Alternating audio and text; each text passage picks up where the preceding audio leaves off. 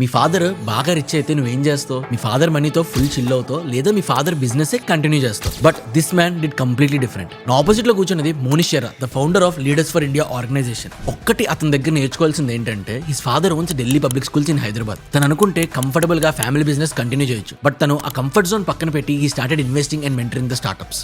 నీకు ఇన్ఫ్లుయెన్స్ ఉంటే ఆ డోర్ ఓపెన్ అవ్వచ్చు, బట్ ఆ డోర్ లోపల నువ్వు ఉండాలా వద్దనేది కంప్లీట్లీ నీ స్కిల్ అండ్ టాలెంట్ మీద డిపెండ్ అవుతుంది. అకార్డింగ్ టు అస్, మనం ఒక ఎంప్లాయీ ఎప్పటికీ రిచ్ అవ్వలేరని అనుకుంటాం, బట్ హీ సేస్ ఒక ఎంప్లాయీ లాగా పనిచేస్తూ ఉంటే ఒక ఎర్నింగ్ అనేది వస్తుంది. But at the same time దాన్ని మనం కరెక్ట్ బిజినెసెస్ లో కానీ డిఫరెంట్ ల్యాండ్ ఇన్వెస్ట్మెంట్స్ కానీ మనం దాన్ని ఇన్వెస్ట్ చేయగలిగితే వీఆర్ ఆన్ ఆ ట్రాక్ టు మేక్ సంపద, విచ్ ఇస్ వెల్త్. సో సంపాదన టు సంపద, దట్ ఈస్ ద జర్నీ అనమాట, that every person should take.